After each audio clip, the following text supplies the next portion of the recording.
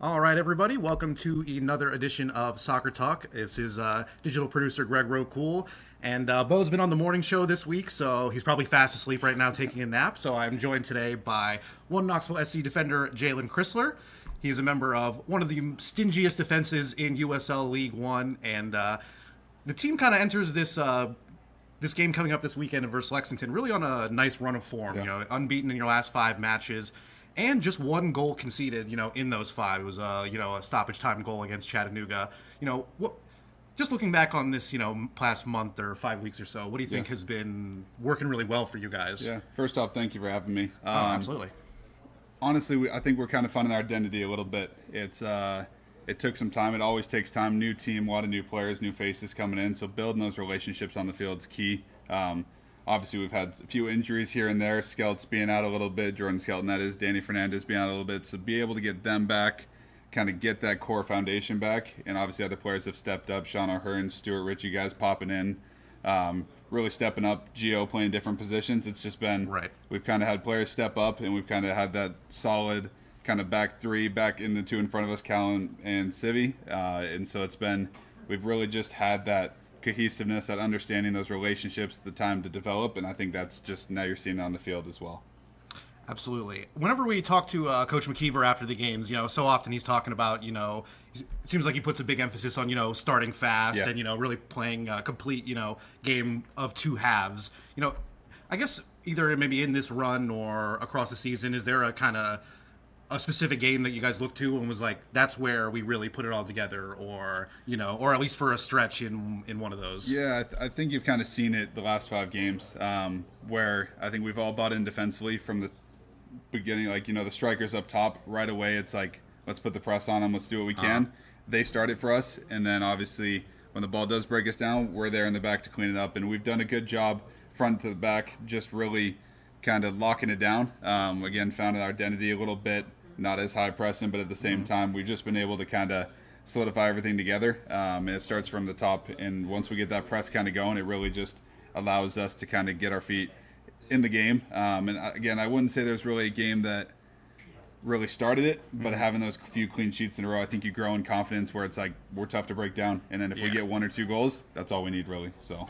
Right. And, this has been a trend across the 2 years in League One. This has been really one of the stingiest defenses, Knock on wood. Right, of course. A casual sports fan might say, all right, after 1 year, coaches have a full year of tape to look at you guys, maybe potentially find some weaknesses, that has not borne out in this, in this run. What would you say,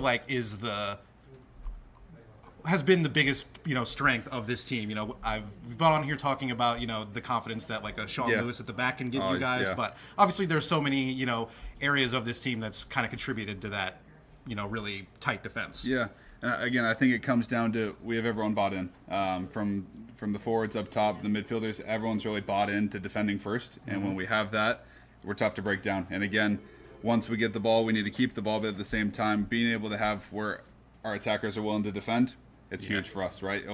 You see a lot of teams have players that, more offensive oriented, and that's okay. But our team, I don't think we have anybody that's just going to sit up there and not press, not try to win the ball. And it really helps us just win the ball higher up the field and allows us to, again, get our offense going further up the pitch. And that's kind of the key for us, is trying to win the ball as high as we can. At the same time, when we do have to sit back a little bit, like I've said before, we're tough to break down. I think it goes into coach's game plan. A lot of the time we're talking each week about what the other team's going to bring and what we can do to kind of stop them from having success, hopefully, against us. Right. You talked a little bit about a couple of your, fellow defensemen, a Danny Fernandez, a Jordan Skelton. You guys have really been that kind of block of three, kind of being the basis for this defense and kind of building out, just talk to me a little bit about both of those guys. What do they bring that kind of, unique to the others that kind of comes together to make this really solid defensive group? For me, Skelts is such a good leader. He's such a good voice on the field. I think if anyone's ever come to the game, you're going to hear him no matter where you're sitting in the stadium. He's a great voice, and obviously very good defensively as well. Big, good size, fast as well. And so it's hard. He's the back line. He's the center of the three, so he covers us great on the outside. Right. And really, he'll do anything for the team. Such a team-first player. And Danny Fernandez, same thing. you've seen him come back in, and he's so good with the ball at his feet. He'll drive into the space. He helps us start our attack from the back, and you see it on the left side. Him and Stuart Ritchie come on in a ton when they're in there, him taking the space and playing. So with them, it's the communication's always there, the relationships are there, and I think when you got the trust of a guy like Sean Lewis behind you as well, and the voice, it's really easy for us to kind of just all buy in together and be like, we're trying to keep a clean sheet today, because we know if we do that, we're going to have a good chance to win the game. Interesting. Yeah, you kind of answered it a little bit. I was going to ask about, the leadership style of a Skelton. Yeah. So, yeah, he is a vocal leader. Yeah, if you're at the game, you hear him yelling. Is he, locker room speech guy, or is he, lead by example in the training type, leading? How would you tell me about his leadership a little bit more? I think he's a bit of everything. He's a voice, and everyone's going to listen when he talks. But at the same time, we have other voices in the locker room. James Thomas is one that gives a ton of the pregame speeches as well. Scouts will give a little bit, but he's such a leader by example as well. Everything he does, he's a top professional in the gym, before training, and then out on the pitch. You know what he's doing. He's not going to ask you anything that he wouldn't do. Interesting. All right. And yeah, like we said, you've been a part of this team since, day one in the expansion. I guess a little bit of a two-parter, as an expansion team, what is the biggest challenge like in a year one setup? And, once you get to year two, does it kind of change how maybe you guys approach training, or what's the emphasis like in a film session or stuff like that? I think like the hardest thing coming in, it was my first time being at a club that was brand new. And the hardest thing I think from the start is just those relationships, the understanding. One, a few players had played for a coach before, but at the same time, you got a bunch of new players coming in, learning a new system, learning a new style. And again, at the same time, you're trying to learn on the fly while 11, 12, 13, 14 other players are as well. So it's going to take time. And I think we saw that last year. There was ups and downs, hills and valleys. We've seen a little bit of this year as well. But at the same time, this stretch, I think you're seeing the relationships are there, the understanding of the systems there. The returners are obviously helping the newcomers, and I think everyone's bought in. And when you have the buy-in, I think it's the recipe for success. So I'm hoping that we continue to have that going forward this year, and we'll see what we can do. Right. I imagine, it was especially, a big challenge for you, I guess, or, maybe just in terms of the change of scenery. You were on a Richmond team, really one of the longest running pro teams in America, a very loyal, long-standing fan base. What really appealed to you about this project and joining this expansion team? Yeah, I had a few conversations with Gaffer before I came out, and just really liked what he was trying to kind of build here. He really kind of talked about the culture, and that's huge for me. I think we had a great culture in Richmond, and I think we have it here as well. And obviously the success on the field isn't always about the culture, but at the same time, when you have good people and good players, it's going to make everything a lot easier, a lot better. And so I think we really had that buy-in.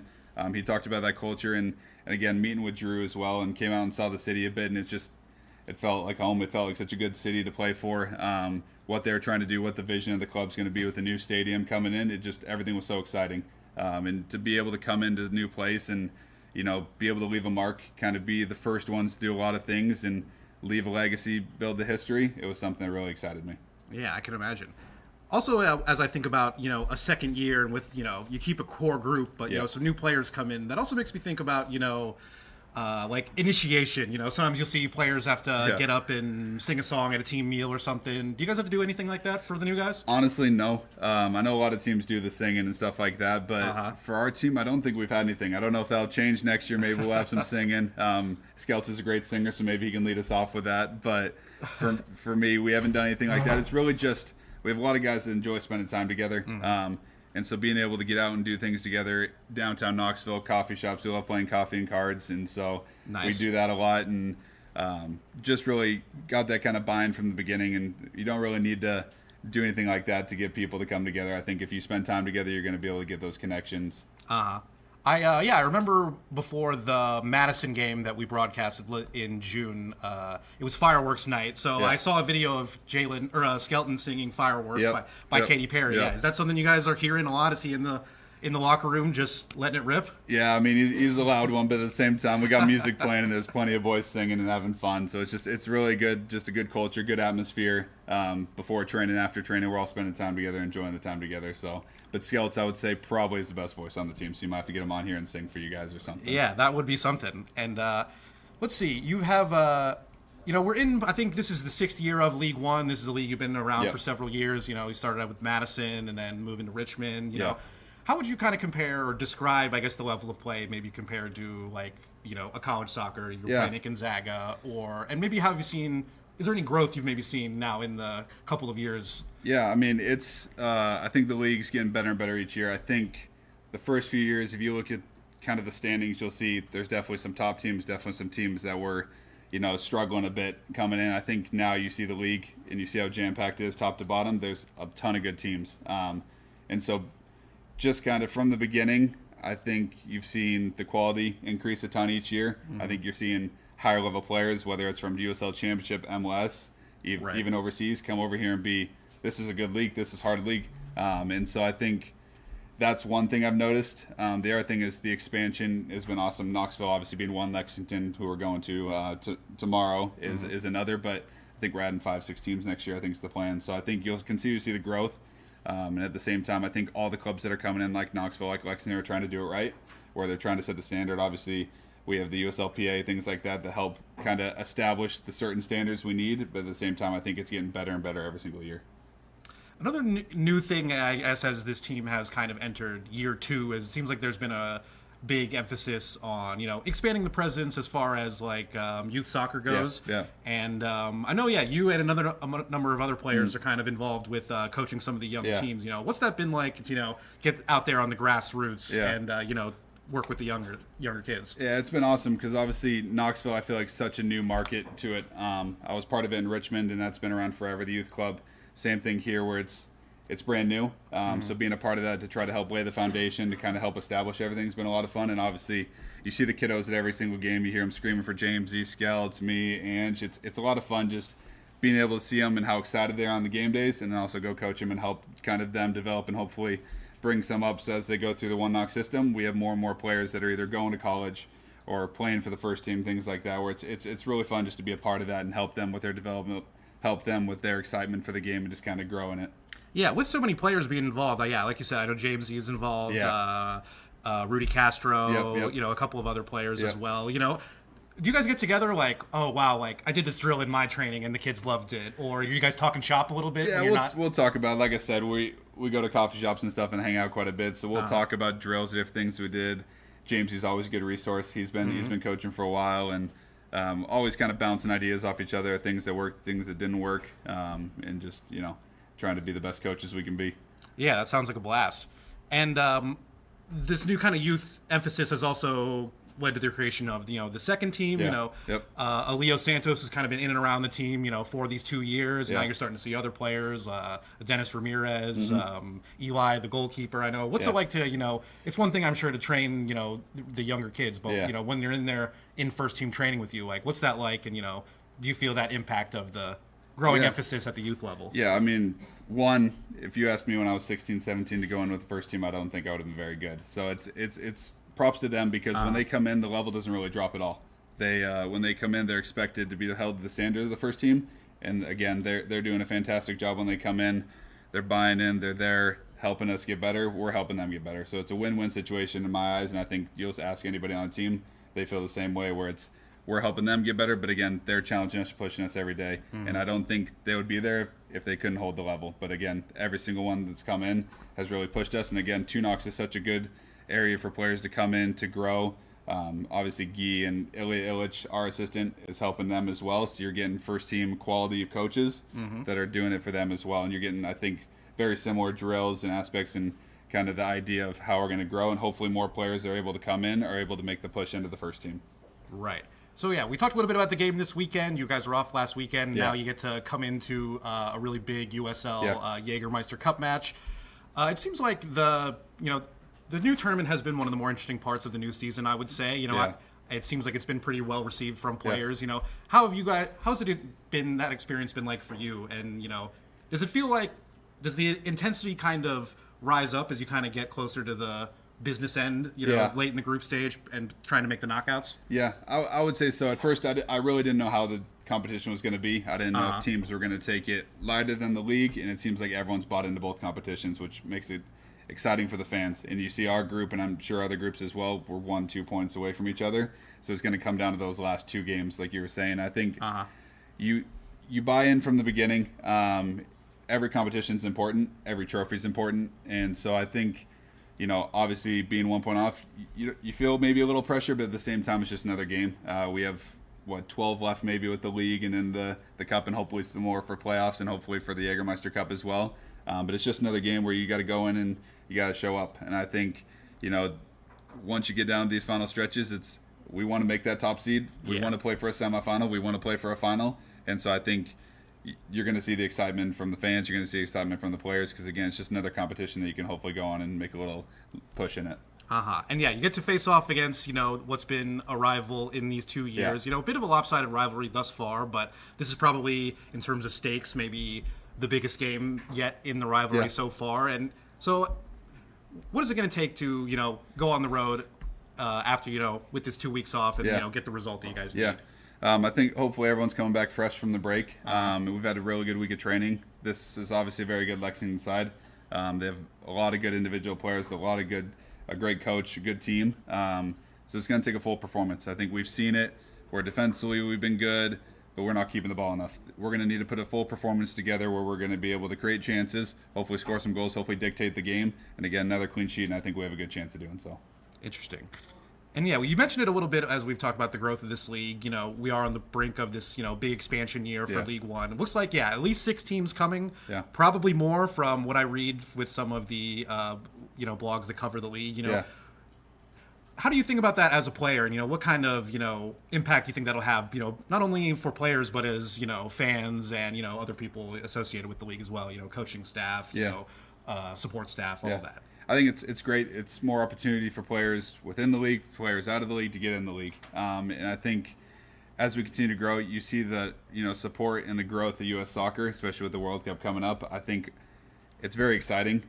We obviously have a lopsided West versus East right now. I think it's ideal that hopefully we have 2 conferences like the championship does. And hopefully we get there. And I think that's the plan. But at the same time, it's exciting as a player. You got more competition, more teams, more places to go travel, see. And so I'm just excited to see where this growth of this league goes. And obviously being a part of it from the beginning, you're kind of seeing the steady growth and the teams that are coming in and, the owners that are buying into it. And so it's a lot of fun to see.